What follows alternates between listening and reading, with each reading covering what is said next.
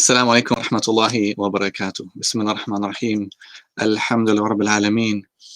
والسلام على سيد المرسلين نبينا محمد وعلى آله وصحبه وسلم تسليما كثيرا. I want to begin by thanking all of you for your attendance today. I'm speaking both, to you, this camera in front of me, and to the one on my right hand side, which is the Facebook. So do pardon me if I have to interchange here and there. But I want to begin by saying I want to thank all of you for your attendance. I was really taken aback, alhamdulillah, by the great kind of outpouring of interest in this course on the Crusades. And I've delivered many lectures before and even courses before on the Crusades here and internationally abroad and other countries and, in Johannesburg and other places. But I've never had such an outpouring of immediate interest as I've had just a few weeks ago when I made the announcement that I want to do something, inshallah, on the Crusades. Now, one of the interesting questions for all of us is to think about what makes such a topic of great interest for us as Muslims. A bit about myself and my background. My name is, of course, Dr. Uthman Lateef, as you all know already.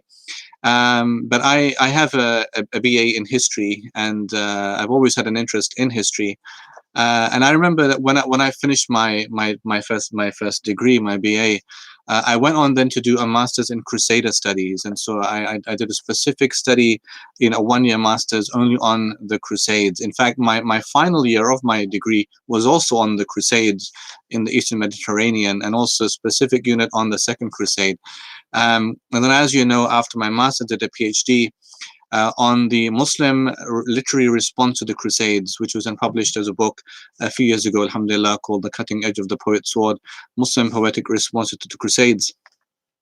I've always, therefore, had an interest in the Crusades and conflict. And so my postdoctorate research is not on the Crusades, but in fact, it's on conflict, but looking at it from a different perspective, looking at it in terms of iconography and images of human suffering, and then how empathy is created in these situations. But back to where we're supposed to be, which is on the Crusades specifically. It's always, it's interesting that a conflict that took place or began so many hundreds of years ago is still a conflict that's on people's minds. It sometimes emerges in the media. The word crusade is used. It kind of, creates these alarm bells for some parts of the Muslim community when they hear that. And you think, well, what is it that's provoking such interest in this historical period called the Crusades? Is not, of course, the first time that Muslims and Christians, fought, militarily against one another. There had been struggles and fights and battles and wars before that time. But I think what makes the Crusades so interesting is that it was a new expedition, and it was centered and focused on a particular site, which was the city of Jerusalem, and the capturing of the Church of the Holy Sepulchre. We're going to, inshallah, explore together a lot of the different dynamics, looking at the social, political, cultural evolution in these times, and things that predate even the specific period of the Crusades. I want us all to go back a bit. There is something that we need to know about the genesis of the idea of the Crusades and how it began. And this is going back before the time of Urban II in his declaration of the Crusades in the later part of the 1090s. I want us to think about Al-Andalus. All of us know a bit about Muslim Spain, Al-Andalus. And I want us to think about how the genesis, the idea of a crusade evolved over time, but really had its beginning in the activities of the Muslims and the Christians in Al-Andalus in Islamic Spain.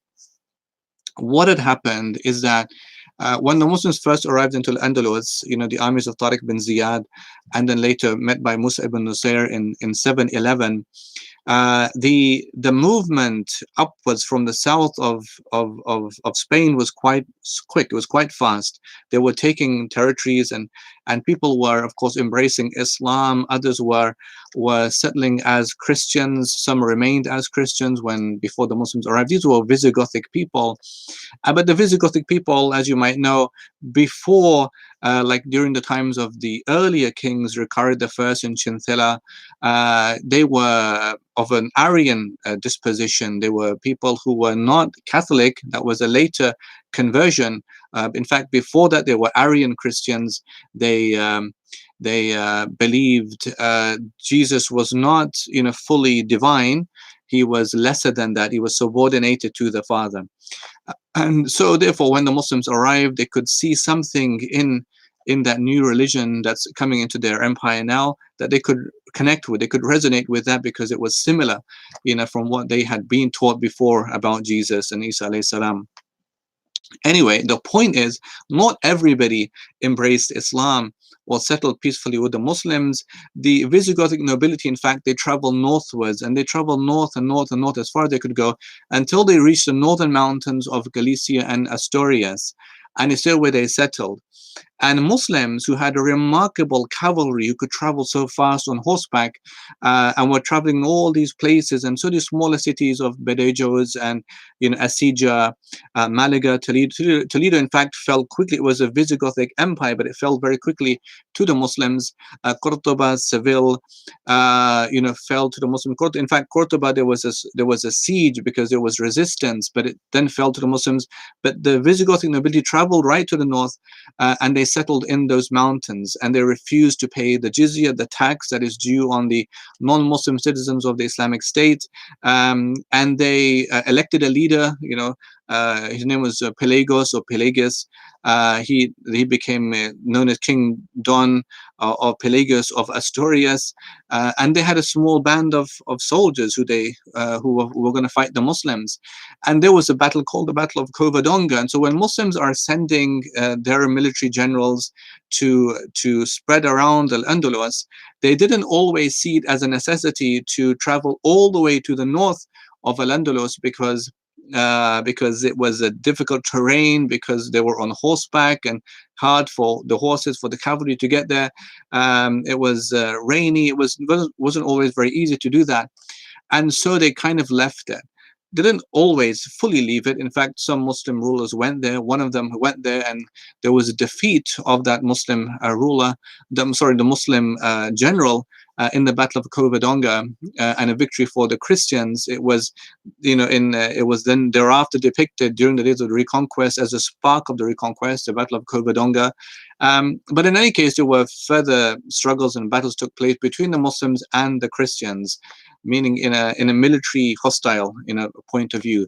In fact, subsequent generals like Abdurrahman al-Ghafiqi, or even before him, As-Samh ibn Malik al-Khawlani, was the one that took his army to he took his army all the way to Narbonne. Narbonne is to the south of France, and he made his base, and he was called it Arbuna. And then they began to launch attacks into Aquitaine. Aquitaine is the southwest of France, fighting against an army that was being led by Duke Odo of Aquitaine. Duke Odo of Aquitaine is an interesting figure because he wasn't always on good terms with Charles Martel, who was the Prince of France at that time, and it was kind of a separate, independent territory. In any case, As-Samh ibn Malik al-Khawlani was killed and martyred in that battle, and then the next ruler, Abdurrahman al-Ghafiqi, took his army all the way into Aquitaine itself to fight against Duke Odo of Aquitaine.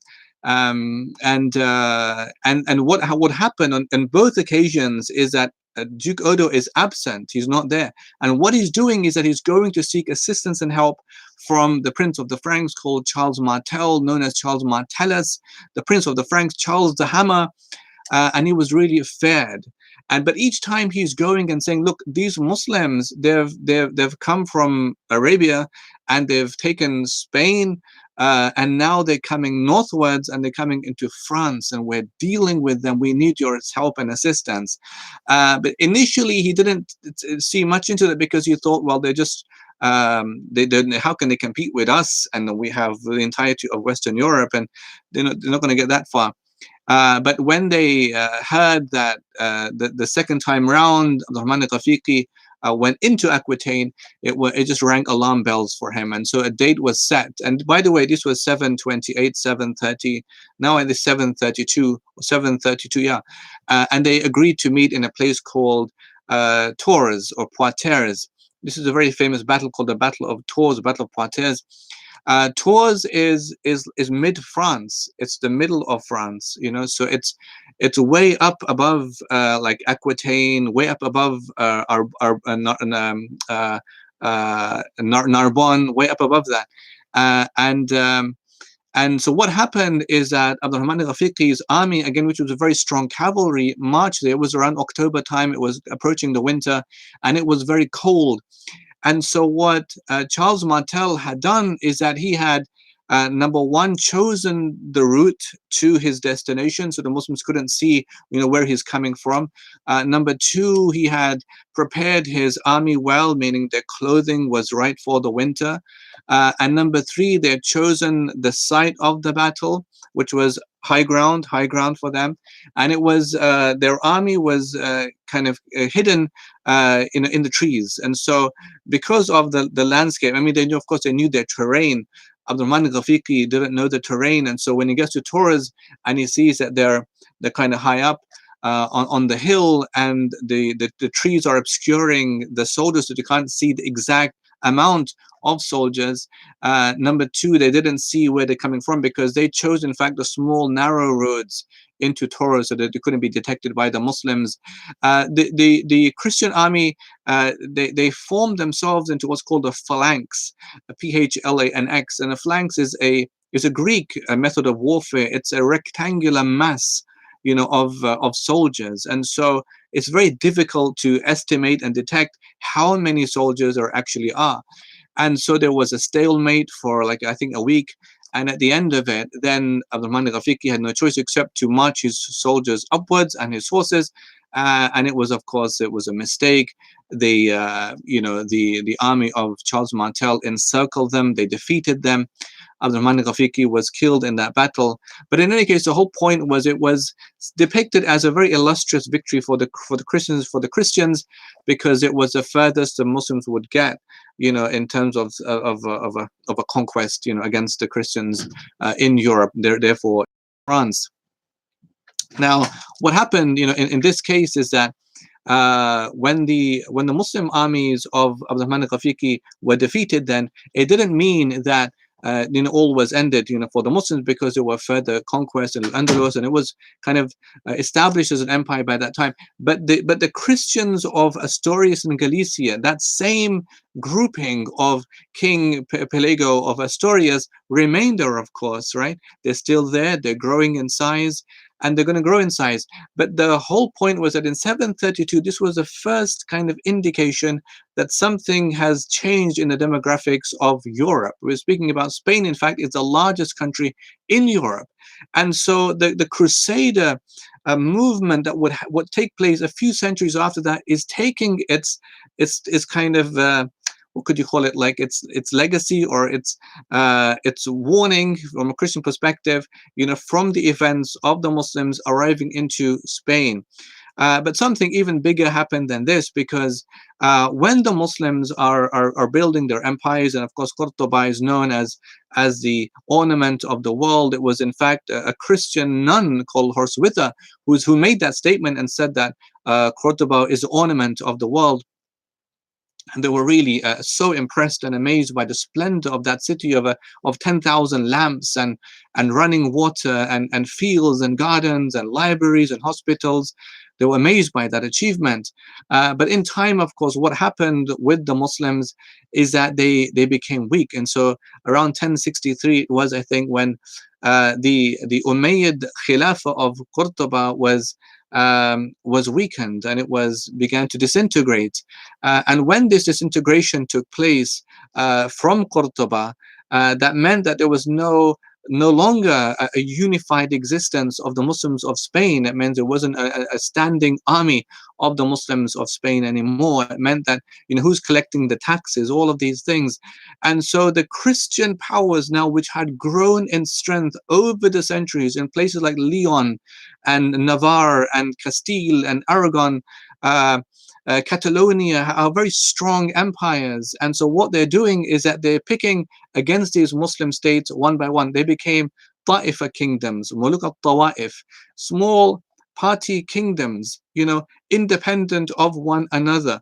And so if you imagine places like Toledo, Malaga, you know, Badajoz, Seville, Granada are all independent, autonomous entities. And it was so easy then, it became much easier for the Christians of the north to ally with one another against these Muslims. And so what they're doing, they're collecting a tributary tax from them.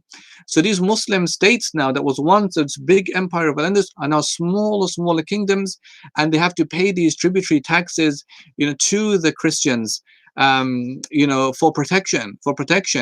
Ironically, what then happened is that the Crusade, the Christian states, powerful states of Leon and Navarre and Aquitaine and Catalonia and Castile, are now vying with one another to see who could pay, who's having the most money, recipients of money, you know, from the Muslim states or from the Muslims.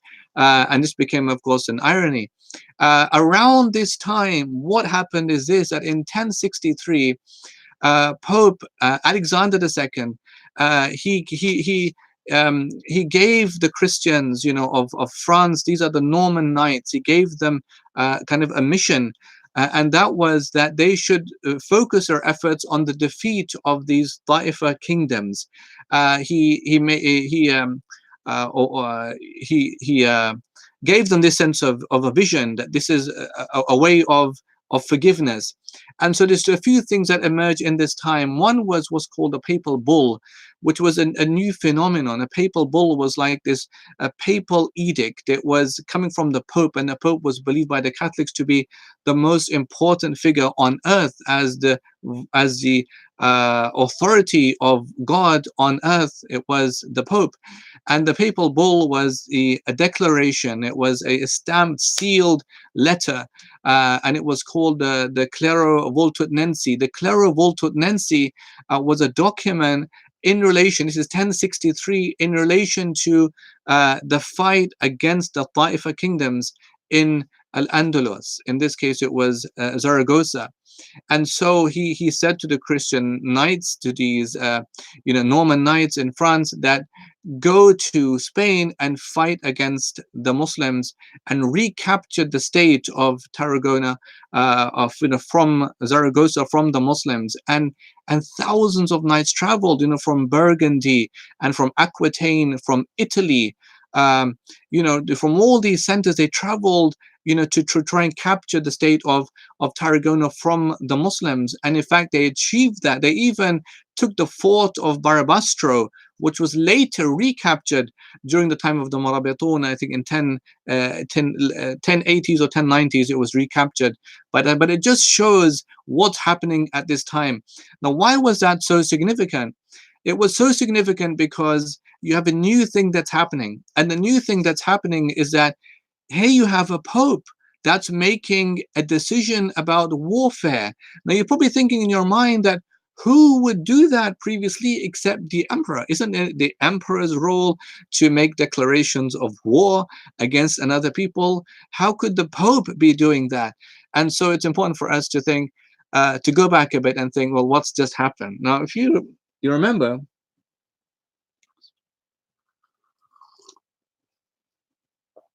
the whole Christian world was united. There was one single entity called the Church, Roman Church. But what had happened is that in 1034 there was a very big and lasting schism between, you know, two perspectives, 2 points of view.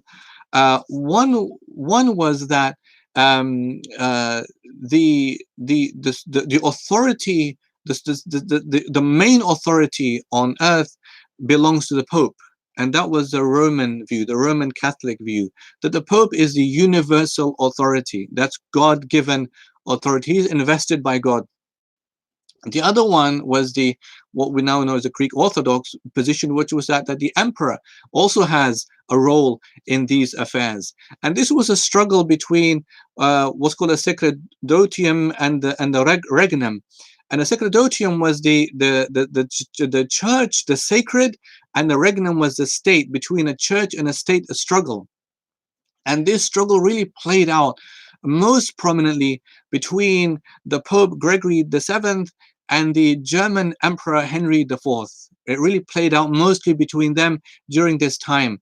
Why was it so significant? Because we'll come to realize and understand who was able to ordain such an enterprise and expedition as the Crusade in that time, and how would the Pope have such a powerful voice and position to even call for warfare against another people? Had that even been done before is the question. Now because I've just ended it by saying, has it been done before as a question, and then I mentioned, of course, before that Al-Andalus, we should know, of course, that it had been done before, because, of course, I mentioned the example of Alexander II, 1063, and the papal bull, and the remission of sins, and the struggle to go and retake the Taifa kingdom of Zaragoza from the Muslims that had been done before. But what made it so unique in this case is that when Emperor Henry IV and Pope Gregory VII are in this struggle, the struggle was about an investing. So it's called the investiture controversy.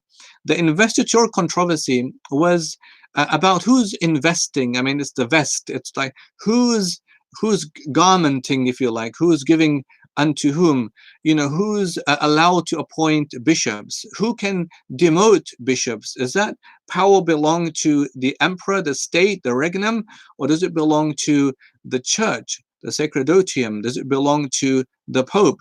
And that was the struggle. That's what led to the schism between the Catholics. In fact, they're very similar. The Catholics and the Greek Orthodox are very similar in their beliefs, but this one thing led to that schism, and it really played out. And so what began to happen is that Pope Gregory VII became part of a movement called the Reform Papacy. It didn't begin with him, it began before him, and it was really inspired by the Cluniac monasticism. So Cluniac monasticism was very important in this time. It was growing in the 10th and 11th centuries. It was very important, in fact, even for the Christians of Al-Andalus. It was very important for the Crusaders. And this was really predicated on church reforms, Cluniac monasticism. And the church reforms were about, I mean, the monastery itself in Cluny was Abbot Hugh of Cluny. Of course, you have different monastic orders. That was one of them, the Cluniacs. You have the Benedictines. In fact, the Cluniac monasticism is a form, it's a part of the Benedictine tradition. You have the Carthusians, the the Gilbertines. You have so many different monastic orders, but Cluniac monasticism was about changing things. It was about money. Where's the money? Who's earning the money? Who's taking the money? How should the money be spent? Is it allowed to pay bishops for marriage services? You have a thing called simony. Investiture. So who's allowed to invest bishops? Who's allowed to demote and to remove bishops? And so in the years of like 1070s, there are two major things happening. One was that, this is 1073 if I remember. One was that the church held a council of bishops in Rome, and what they decided in the council in Rome is that it was called in Domine. In Domine something. It was about that the only ones the nobility, sorry, the nobility of the secular powers can have no say in the appointment of a pope or bishops, right? That they're not able to interfere in that realm. That's something that belongs to the ecclesiastical authorities. That's a church business. And then the other one was a few years after that, and that is when a declaration was made that the Pope now has the power to depose of an emperor. And this is really crazy if you think about what's happening in this time, because that means that a lot of power is being invested and given to the Pope and the church authorities, and the emperor is really having much less of a say. This was settled, however, in the Concordat of Worms, slightly later on, where the emperor was given, some powers, but not as much as the Pope was given. And so when we think, therefore, about the kind of authority the Pope is being granted in this time, it's quite phenomenal. And this is really coming from this schism in 1034, and it's filtering through.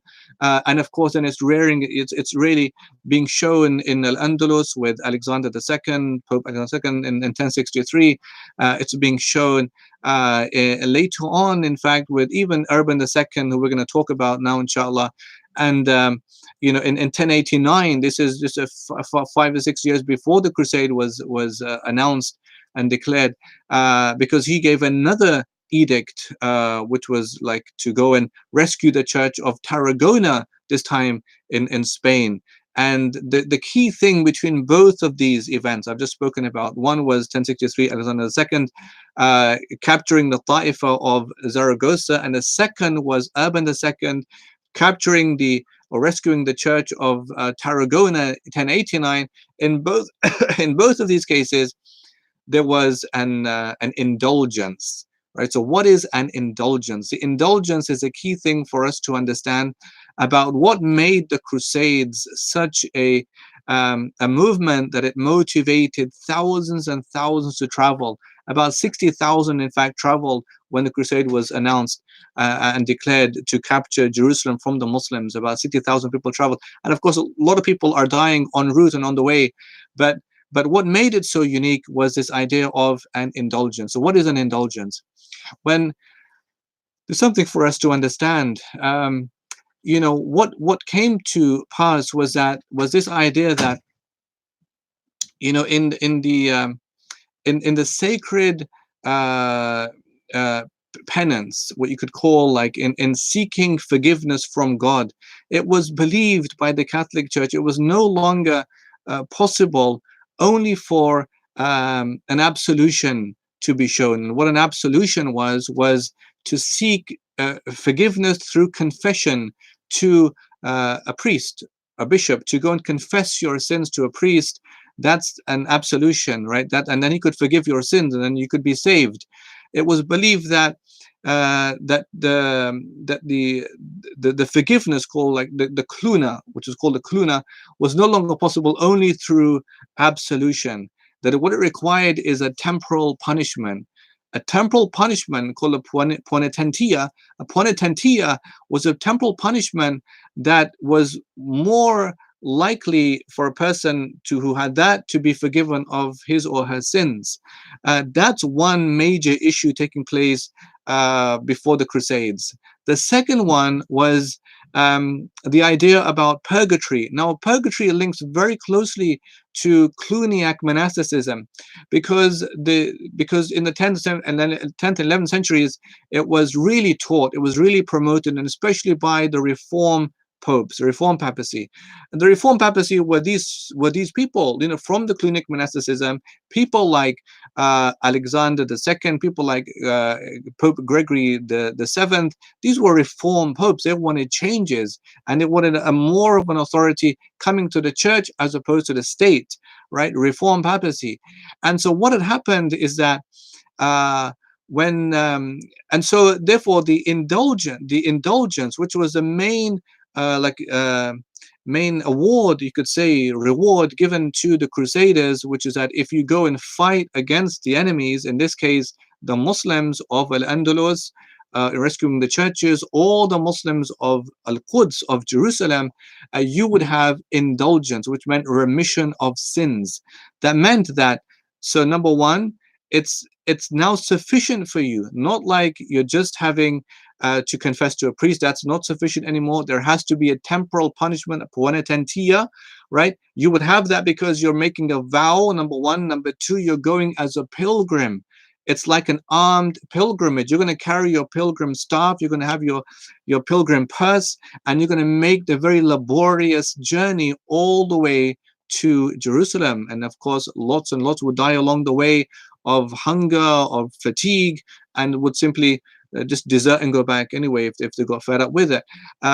That's number one. Number two, how would you save yourself from purgatory? Because purgatory is this belief that between a person's chance of heaven in the next life, he has to be punished, and so he has a sense of cleansing of his sins through purgatory punishment before he can get to heaven, right? How would you deal with that? Because that's going to be a difficult thing. And so the indulgence could remove your sins and also save you from purgatory. And that was a very big belief being promoted specifically in that time of the 10th and 11th centuries, and it was something very favored by Cluniac monasticism.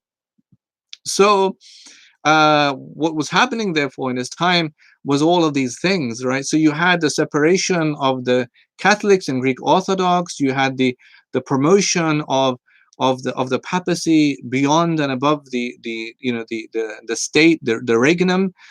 You had the trial runs, or you can say like a trial runs in Al-Andalus. You had the confrontation between the Muslims and the Christians traveling further north into France, in Al-Andalus. And by the way, we have to remember, think about the dates. This is like 1060s, 70s. We just had the Battle of Hastings, the Norman conquest. You've just had William the Conqueror, right, in his struggle against Harold Godwinson and the defeat of Harold Hardrada in England. And so this is all happening around the same time.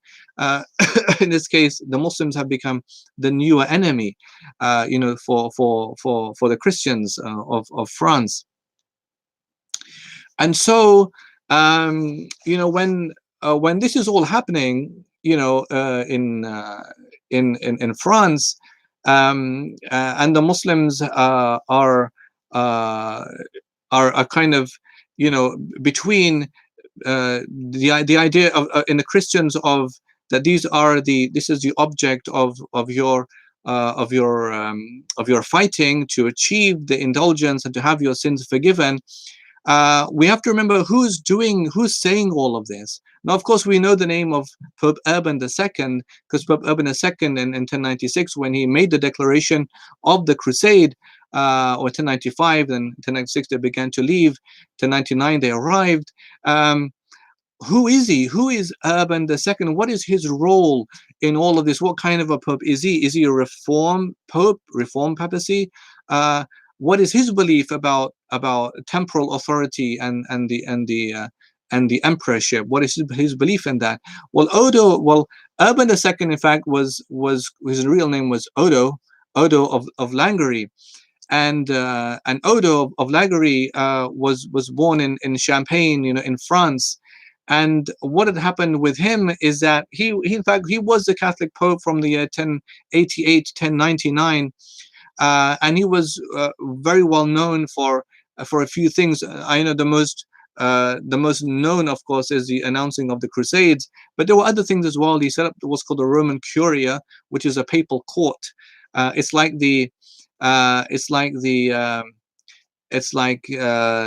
could you describe it? It's like the administrative system of the Catholic Church in the Vatican. That's the Curia, Roman Curia. It's like a papal court, and he was the one that set that up. So he's known for that. But what happened with him is that he went into struggle because he was a supporter of Pope Gregory VII's reforms, and in fact he was a key advisor, if not the most key advisor, to Pope Gregory VII. In the 1070s. And so when Pope Gregory VII was making these reforms in the Reformed papacy, he would send Urban II to go and, sometimes depose of bishops that disagreed with the reforms, sometimes to promote bishops that were in line with their thinking. And so what had happened is that he was arrested. he was arrested by the German emperor, Henry II. He was arrested by him. He spent time in prison. And so because he was a supporter of Pope Gregory VII, he was arrested for that. And so therefore he knew his place very well. It was, you're not on the side of the emperor. You're more on the side of establishing the greater power to papal authority. And so what he would do, therefore, like I mentioned, he would depose of bishops who didn't agree with these papal reforms. When the next pope, I think it was Victor II, came into power, the next one after that then would be Pope Urban II, and he became then the Pope in 1088 until 1099. And so that's what's happening, with the Muslims, in the Christian world at this time.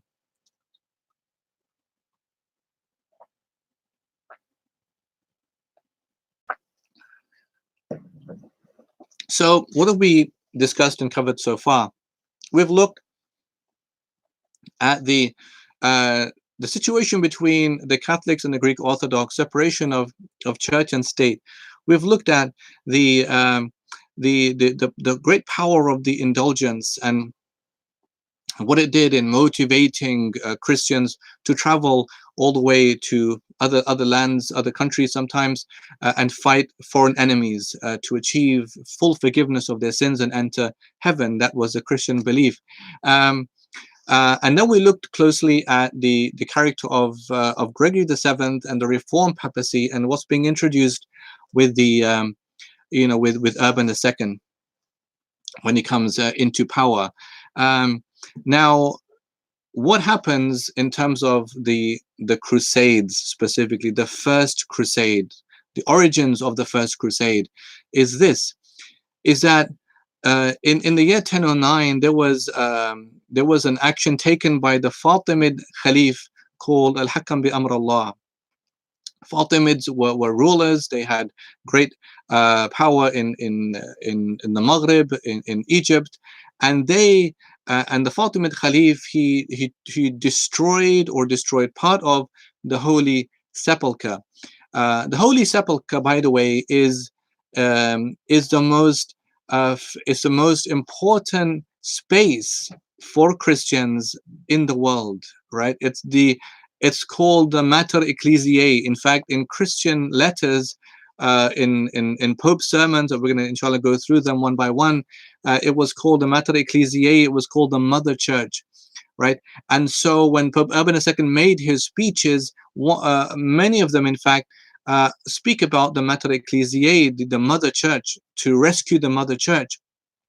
And the reason why that was such an important event, i.e. the destruction or part destruction of the Holy Sepulchre Church in Jerusalem by Al-Hakam bi Amr Allah, the Fatimid Khalif, is because when Christians would travel to Jerusalem as pilgrims, of course the most important place of veneration for them would be the Church of the Holy Sepulchre.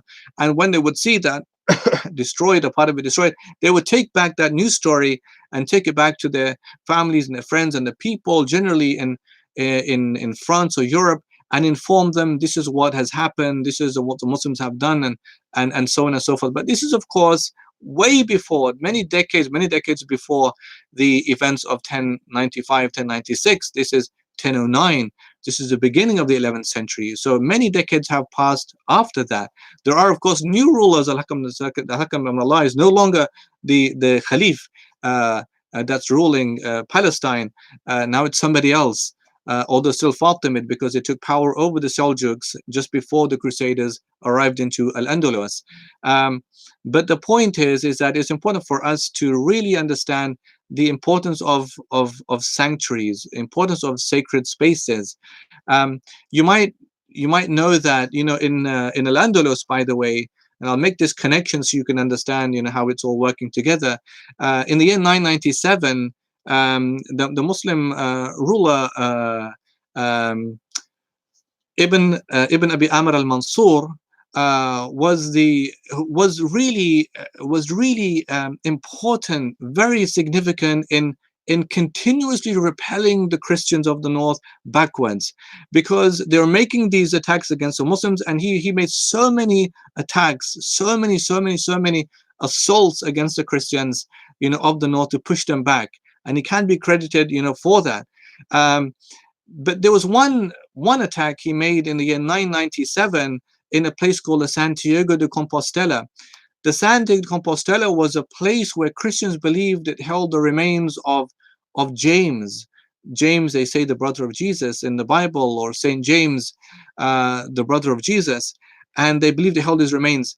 And so it's reported, therefore, that Ibn Abi Amir al-Mansur destroyed the church of the church in the Santiago de Compostela, and then took the bells, from the church, and took them on the backs of donkeys and transported them all the way to be used in the lamps of the great Masjid Qurtuba, in Al-Andalus.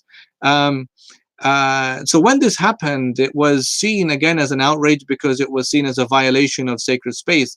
As human beings, it's important for us to understand that. What does that mean for other people? It can mean something really important, because in this case, of course, the Urban II is using that, not entirely that. It might have been it wasn't the only reason why he launched the Crusades. There's something maybe not, I don't know if I should say more than that, or in equal terms as that, and that was to establish church authority. Why would I say that? I think because what we've discussed so far about what's been happening with Gregory VII, and against the German Emperor Henry II, what's been happening with the papal reform movement and of the Cluniac monasticism, what's been happening, with Alexander II's announcing of a kind of an expedition against the Muslims in 1063 in Tarragona.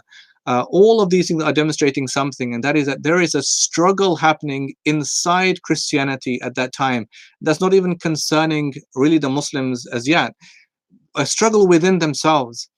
I think that when the crusade was being, launched, remember that it was about 10 months before. So this is about October, November time, 10 months before that time, around, I think, February or March time, is when Urban II receives kind of an envoy from the Byzantine emperor. This is now the Greek Orthodox. This is the Byzantine emperor, informing him that the Muslims, the Seljuk Muslims, are so close to taking Constantinople from them that they need military aid and assistance against the Muslims.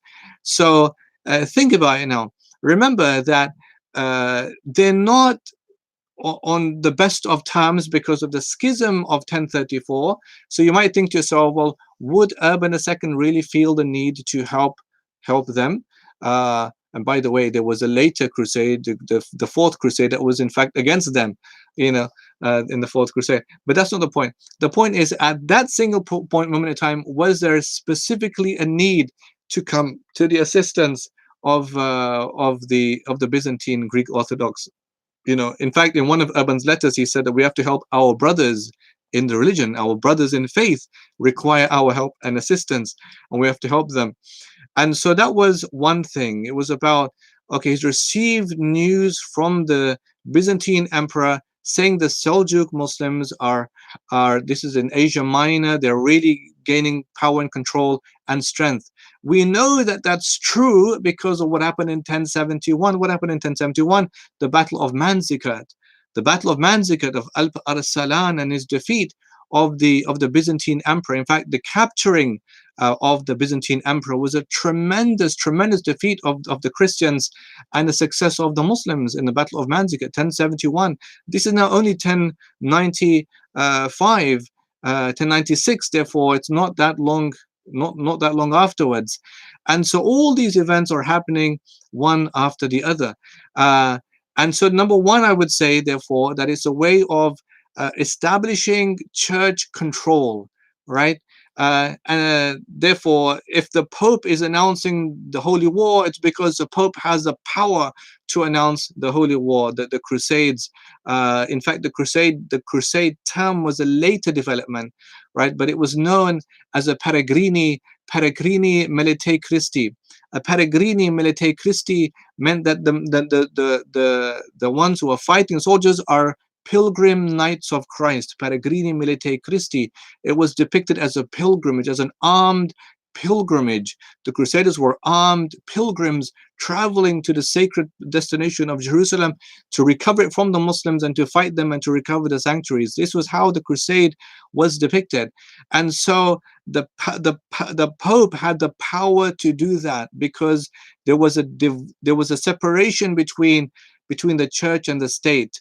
The sacerdotium and the regnum were now separated because the Pope no longer needed the emperor's approval. He himself was the universal authority of God on earth. So why bother with that? That's number one. That's number one. Number two is that the threat of the Byzantines, and so the emperor was Alexius Comnenus the First. It was Alexius Comnenus the First, the Byzantine emperor, who sent the envoy to go and speak with the Pope Urban II to seek assistance. That would have been true because of what had just happened in 1071 with the Battle of Manzikert. The Seljuk Muslims were encroaching; they were coming very closer into Constantinople. And that was what, from their perspective, it would have been seen as an honest, a proposition. It was a viable threat, of the Muslims. Number three was, and so you have to see what Pope Urban II now is going to use in his responses, because when he made the speech in the church council in Clermont in France. It was not, by the way, the only thing that he discussed on that specific day. In fact, he discussed many things for many hours before he even announced that the Christians have to go and save Jerusalem from the Muslims. He was speaking about Cluniac monasticism. He was speaking about Cluniac reforms. And that shows, therefore, it wasn't the only thing on his mind. There were other church issues. And Cluniac monasticism, of course, is a lot about the promoting of ecclesiastical authority, and oftentimes over and above the authority of the state. And so when that is happening, he then, after those hours, spoke about the situation of what's happening in Al-Quds. But we don't know exactly for sure, because there are different letters, different accounts of Robert of Reims, of Guibert of Nogent, and different monk, and we're going to go through them, inshallah, one by one, inshallah, next week, and look at them very closely to see what were the real motivations for the Christians to travel all the way and leave their homes and possessions and lives and end up in Jerusalem to fight against the Muslims in Jerusalem. But one of the things that I mentioned that comes across very clearly is the idea of the saving of the Church of the Holy Sepulchre. So in one of his accounts, or maybe more than one, he speaks about this destruction by Al-Hakam II, Al-Hakam bi Amr Allah in 1009, destruction of the Church of the Holy Sepulchre, part of it or all of it. It was, of course, very important for them because the church itself, called the Round Church, it's like if you've been in London, if you live in London, or you've been to the temple is called the temple because of the Temple Church, because you have a round church, and Church of Holy Sepulchre is a round church. In fact, the Temple Church was a church that was set up by, it was consecrated by the Archbishop of Jerusalem in the year 1185. That's 2 years before Salah ad-Din al-Ayyubi's retaking of Jerusalem. And it was the headquarters of the Knights Templars, of the military wing of the Crusades, that inshallah we'll discuss, inshallah, either next week or the week before, or the week after, or the week after. But the church is sacred for many reasons. Why? Because Christians believe it contains what's called Calvary. The Christians believe it was the exact site location where where Jesus was crucified. We, of course, as Muslims, don't believe in the crucifixion. Allah in the Quran is telling us, وَمَا قَتَلُوهُ وَمَا صَلَبُوهُ وَلَكِنْ شُبِّهَ لَهُمْ. They didn't kill him, nor did they crucify him, but it was made to appear like that. And that's our full, firm conviction and belief. We don't believe he was crucified. Allah rescued and saved him from that. But in any case, Christians believe he was crucified on the cross, and that exact location, they believe, is there. How did the church come to be? Well, in 313, if you remember, the Emperor Constantine, the Roman Emperor Constantine, converts to Christianity. So how did that happen? Well, he was fighting against an Eastern rival called Maxentius, and he has this dream telling him that he and his army should fight in the sign of the Christian symbol.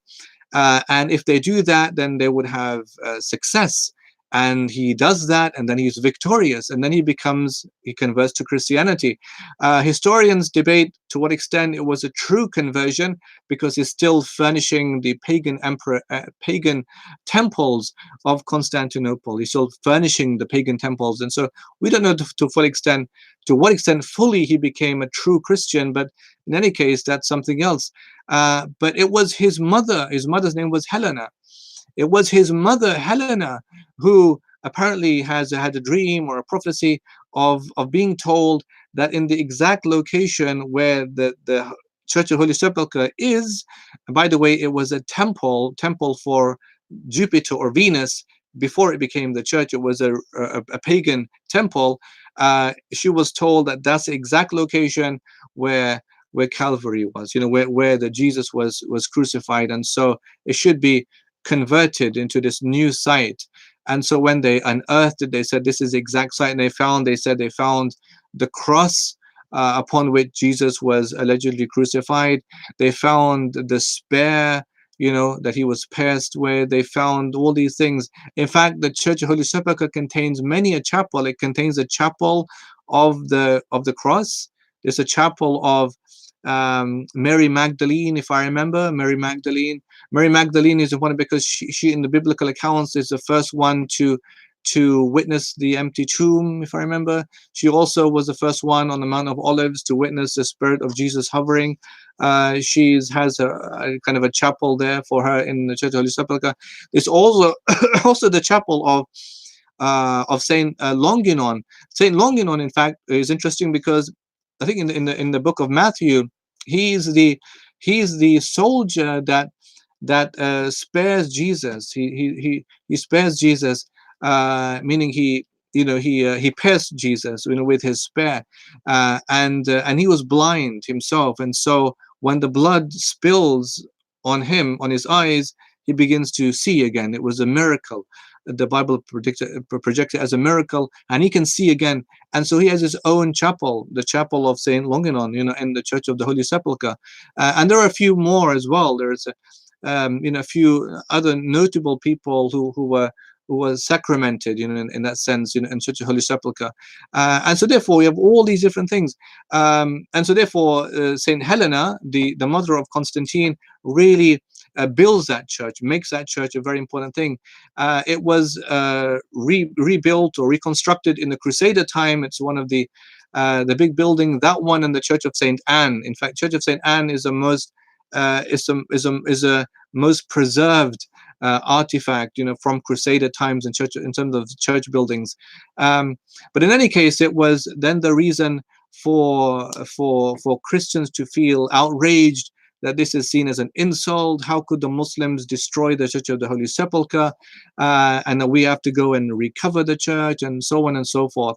Now we know, of course, that Islam is so beautiful because in the time of the conquest of Al-Quds, of Jerusalem, in the time of Umar ibn Khattab radiallahu anh, when the Muslims traveled into Jerusalem, it was really it was a scene of such humility because of the very famous narration of Abu Ubaidah ibn Jarrah radiallahu anh, that when Umar is coming, and then Umar is kind of he gets all this mud on him because he has to kind of cross the creek, and he takes off his sandals, puts them under his arm, and Umar says to him, And then Ubayd says, he said, لَقَدْ صَنَعْتَ الْيَوْمَ صَنًّا عَظِيمًا إِنَّهَا الْأَرْضِ. He says, you've done a tremendously big thing today, meaning an awful thing, because people are going to see you, the king of the Muslims, dressing like this. And Umar says to him, he said, "Oh, he said, if only someone other than you had said these words to me, oh Abu Ubaidah ibn Jarrah." He says, we were despised, wretched people, and Allah honored us with Islam. And now when we seek honor in anything other than that which Allah honored us with, we'll be disgraced once again. And Umar came, on a donkey. He came, with such humility. And when he came into Jerusalem, and was being shown around by the Patriarch of Jerusalem, one of the places he visited, of course, was the Church of the Holy Sepulchre, that same very building. And the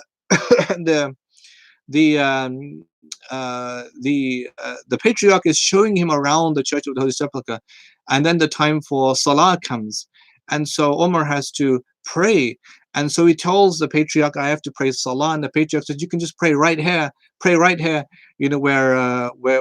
we are in the church. I'll make a space for you." And Omar says to him, "But if I prayed here in your church, then for sure one day after me, Muslims would say, this is where Omar prayed, and this is where we should all pray. Then they'll make it into a mosque."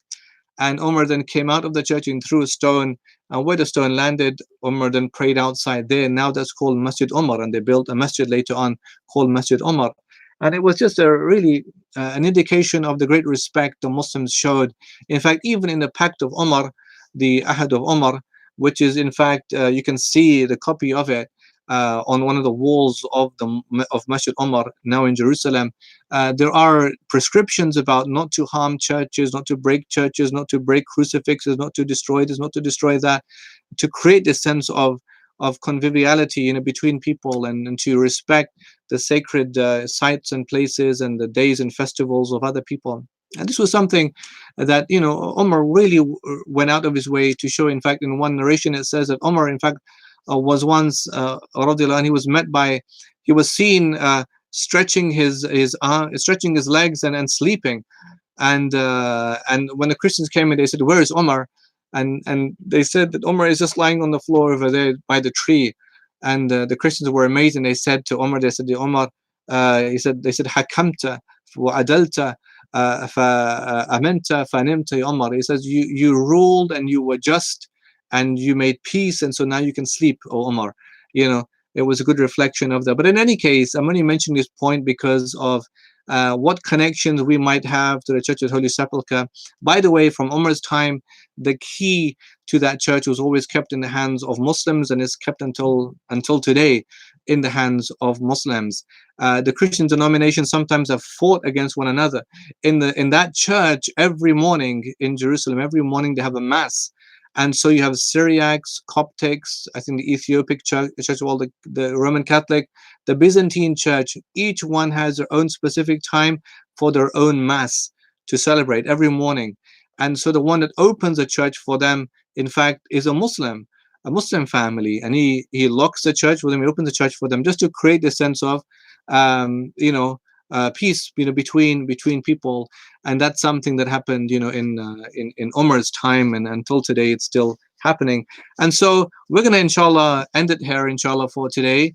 I hope, inshallah, you've enjoyed the first episode, of today's class. And it was just a way for us to understand some of the perhaps deeper elements of what's happening in this time with respect to the Crusades, some of the precursors, for the Iberian Crusades in the Iberian Peninsula, in Spain and in Portugal and Catalonia, what's happening with the Muslims there, the beginning of the Spanish Inquisition. By the way, this was the beginning of the Inquisition because this was used as the birth of it. Or in fact, it's interesting, in 1492, when the armies of Ferdinand and Isabella came into and took Granada from the Muslims, they came with two things. They came with the Teduum, the song, and they came with the flags of the Santiago de Compostela, right? The same church where Ibn Abi Amir al-Mansur, when he went to attack he did, of course, with good faith, because they kept on coming down. He had to keep pushing them back up,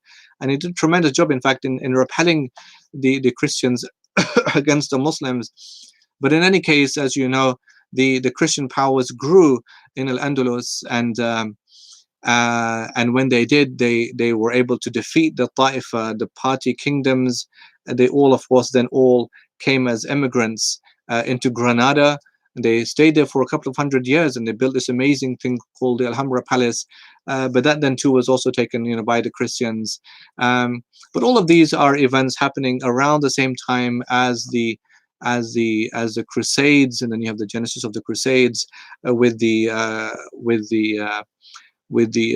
attacks, to attack the Taifa kingdom of Tarragona, of Zaragoza, then the Church of Tarragona in 1089, and then the Crusades, of course, 1095 to 96 with Urban II. We also looked at Urban II as a character, who he was, and who his inspiration was with respect to Pope Gregory. Before him, he, of course, he was one of his disciples. He was his chief advisor. He was imprisoned for him, and therefore he was also part of that papal reform movement that was seeking to establish the control and authority of the papacy over and above temporal rulers at that time. And that was another reason why the crusade had to be launched by the Pope, because it was a way of saying that we are in control in this sense. And by the way, the fifth thing I should remember is that it was a way of showing that it's a Catholic Church announcing the crusade, and not the Byzantine Greek Church. It's not the other side of the schism that have the say in launching the crusade and rescuing Jerusalem. It's a Roman Catholic Church doing that. So therefore, it's also not just seen in a binary, as in self and other, as in Muslims and Muslims and Christians, but also there's an inner conflict amongst the Christians about who is in control, which Christian is right, which Pope is going to declare it, and they have their own struggles that they're trying to manifest in that time. And so, but in any case, the crusade then was announced and launched. We have not even touched a bit of it as yet, because we haven't looked at we're going to look at them, inshallah, next week closely together. I will post some things, inshallah, for you to read also, that we can collectively look at the letters being written in that time, to see what were the sentiments that really motivated, pushed these thousands of Christians to travel to Jerusalem to fight and slaughter and massacre. It was a massacre of the Muslims, of babies, of women, of children in the city of Jerusalem in this very harrowing years and on this very harrowing time. May Allah bless all of you for your patience and your attendance. Again, I was so impressed by the amazing sense of enthusiasm for this course on the Crusades, and I hope, inshallah, you enjoyed it, and I hope, inshallah, we've learned something that's, inshallah, purposeful and meaningful, and opens our minds a bit about what was happening at that time. And I look forward, inshallah, to seeing you on our second episode, inshallah, next week on Wednesday at the same time. May Allah bless all of you. Jazakumullahu khairan. Assalamu alaikum wa rahmatullahi wa barakatuh.